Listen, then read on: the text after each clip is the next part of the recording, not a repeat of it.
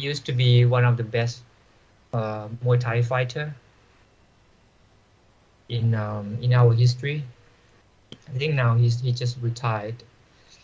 So even Muay Thai, you know, the sport, the fighting sport, we were taught to about this quality. Now the fighter, they have to pay the respect for the teachers and showing the gratitude. I think this action takes about sometimes like almost 5 minutes on the ring before they start to fight. A lot of foreigners, when they learn Muay Thai, they were surprised. They were like, "What is this?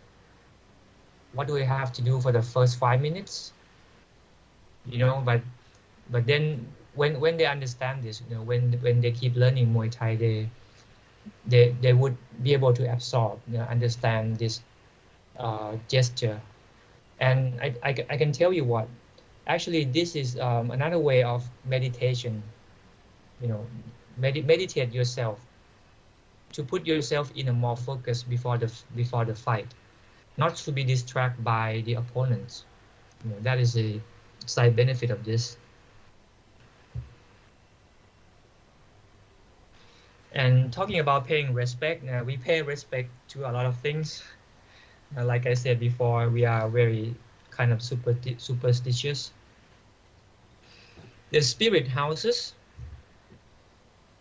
Spirit houses is one of the good example. I am sure if you have visited Thailand and you are a little bit curious person, you would have seen this, the spirit houses, in one form or another. Now, because we have tons of designs, we have tons of styles of the houses, from the cheap one to the most expensive one, depending on your finance. The spirit houses are there to protect us, to protect our house, to protect our well-being. So that's why almost all the places, the big buildings, companies, even for the small houses who don't even have the lawn or the yard, they still like spare some space for the spirit house. Even a small one will do. And the design of the spirit house varies. Like this one is purely made from wood, from teak wood. It's quite expensive though. In a traditional Thai style architecture. And then when and then it gets more modern and modern, because when we start learning, like when we start designing, when we start having a modern architecture, a lot of clients, the building owners or even the architects, they feel like a traditional style of spirit house doesn't fit well with their environment, you know, with their design or with their landscape. So they decided to design their own houses and then get them made like this one. But still, you see some elements of the pointed roof, the triangular things here, still make it like Thai, made from marble. This one is like, it's so modern. Actually, it's like a mini, it's like a mini scale design of the building itself, which is quite funny though. Normally, you don't use your own building design to make a spirit house. On the right hand side here, this is also like very, very strange. They have two houses. This one that looks like a Thai house, and also position lower. The owner said this is for the lower rank, the lower rank spirit. to protect the another group of people, and this one for the higher rank of the spirits, for the top like executive. This is so funny. You see that that's why I say Thai are big believer in superstition.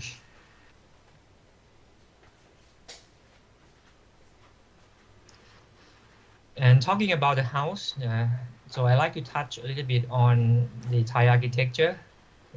For someone who doesn't know about this, Thai architecture, I think, like our neighbors in the regions, we have quite similar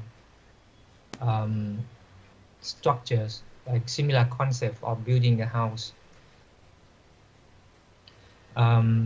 As you can see, I'm gonna point to some key elements. First thing, the traditional Thai house, you have to lift the house. Now you have to lift the house off the ground. Now with all these poles, you have to lift it. How high? It depends on you. But normally the higher position or the higher status would be higher house. And if you are rich or you have some status, you would have the platform, you would have the corridor like this for the gathering, for social activities, for welcoming your guests. And then the roof here, which is the obvious symbol of Thai house. Now the pointed roof, the triangular structure here. The reasons for this is we are in Thailand. We are located in the what do you call? Our geography has so many rains. We have rainy seasons all year round. So this kind of roof with so much angle here is better to drain the water, to drain the rain from the roof. Unlike in the West, their roof is less angle and sometimes flat, right? This is a big problem that happens with the modern architecture or modern house now in Thailand with a flat roof, because when it rains, the water is accumulated on the roof. It doesn't go anywhere, right? And when the roof, even is made from concrete or anything, when there is a water accumulated for a long time, there is a high chance that it's gonna leak. But this roof, when it rains, water just run down. Very little chance for the water to create some damage or leaks inside the house. And also the high roof here can make a better air ventilation because we are in the hot country, right? And definitely at the old days we don't have air conditioners, so the design is to have air ventilation, like hot air floats, right? The hot air floats, the cool air going down. That's one of the reasons. And to lift the house off the ground, that can protect us from the animal, the wild animals or the dangerous animal like snakes, scorpions, and anything. And also to protect us from the flooding. Like I say, we have a long rainy seasons, and every part of Thailand can be at risk in flooding. So this is no problem. Let it come, They can stay there with the flood for months because they have boats as well. And there is only way in and way out. This one is for preventing from the thieves, the burglar. The only way they have to get into the house is this, because the house is too high to climb. You see, there are many reasons for this, but nowadays the modern architecture from the Western just replaced this kind of idea, which is a shame though. This is an example of like I would say like low to intermediate income for Thai people. This one is okay for the like middle income people. You see, whichever way they would have to raise their house above the ground. Oh, and one of the good things of this is you can have extra space for the activities. You can do anything with your children and use the house as a roof. So you can do this during the rains, cooking, teaching your kids, doing some craft. Especially if you're near to the river, when the water rises, it's okay, no problem.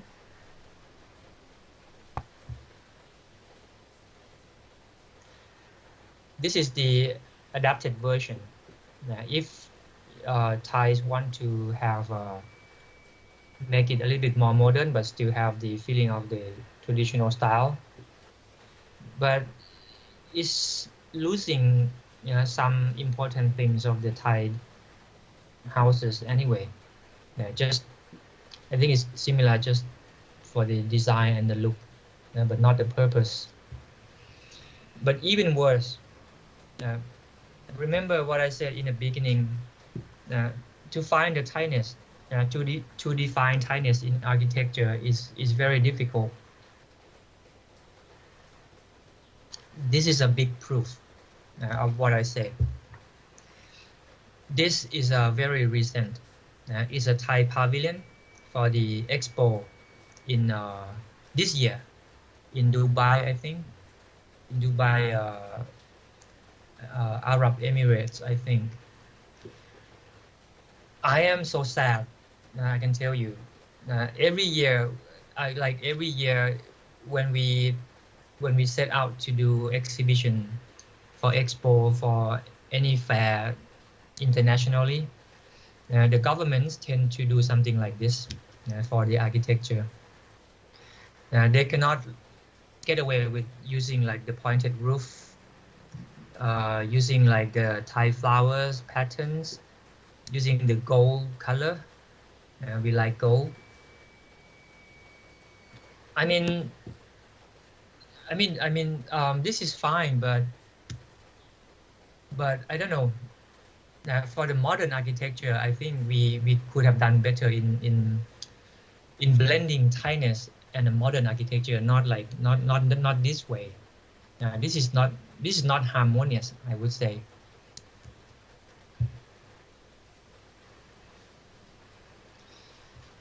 Okay, let's talk about craft a little bit. Paul, how much time do I have? Like half an hour? Yeah, we have hour. About half an hour. Yeah. Okay. Craft in Thailand. I have few examples that I think is quite interesting. This is the first time I saw this as well when I took this picture. I can't believe it. There is a basket especially designed for the fighting cock. Very, very interesting. The fighting cock, they are expensive kind of animal because they use the cockfighting is a big gambling activities for Thai as well. So it involves a lot of money. So that's why they have to treat their cocks, their chicken very well. These are the woven container, I would say, for birds. I don't know. I don't think you can tell that these are birds, but they are small birds. So why birds are in the container or the cage like this. This is an activity for the Buddhist to release the animal when they're paying the merits. They believe if they release some animal like birds, fish, or big animal like cows or buffalo, they would get something good in return, which I think it's kind of funny though. But anyway, my focus is on this cage container. Yes.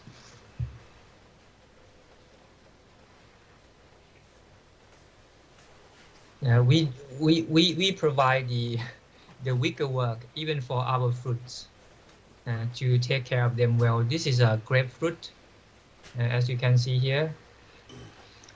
But I can tell you this is a very rare sight now. This is like in the past. These days, I don't think the farmer they care much, or they like to put efforts to do something like this for each of their fruits. But doing this can produce a much better result for the fruits.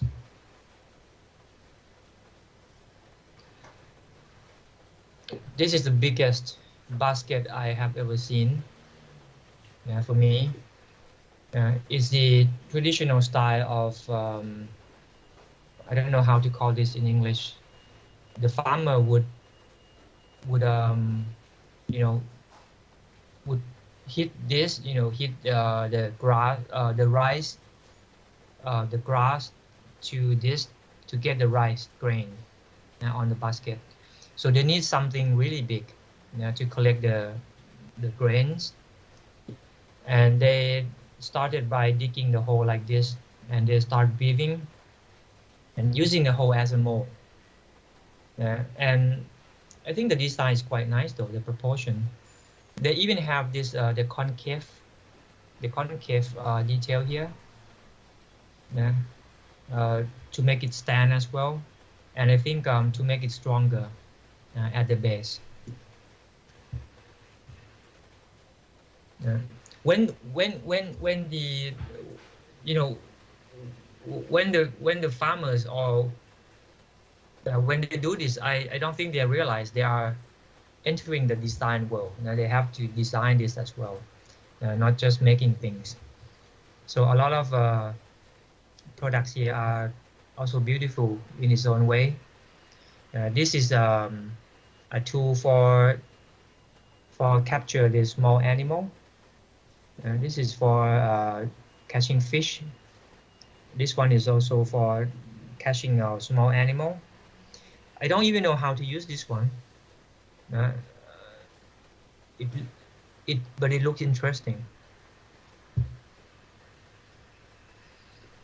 And this one as well. I haven't seen this for a long time. Only from the old and the villages that still have this tradition of catching the fish. Is for the fish that is in the shallow water, almost like a mud.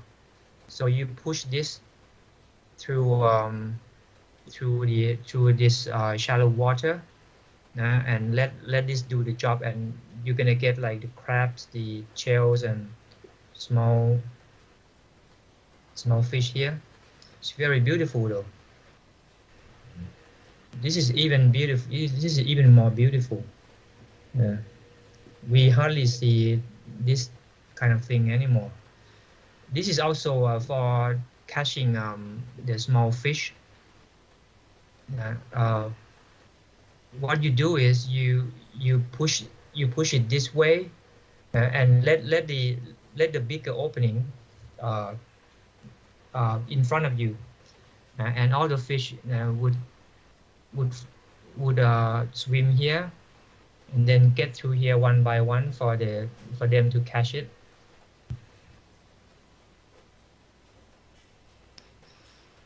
I'm gonna show you one example of a guy, designers who I can say is one of the best craftsmen in this generation now. the story started with the kites. With the kites. The kites made from bamboo. This is him now, holding the kites. This kite is made from his grandparents, his granddad.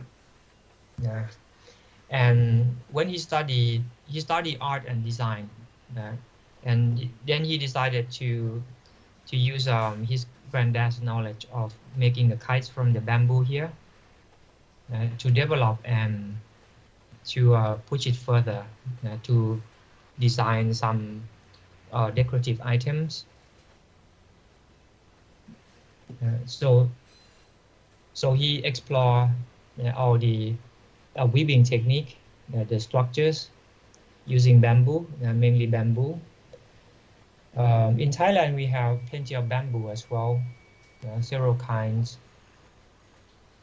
So he explored a lot of techniques. All of this come from the kites, the kites making.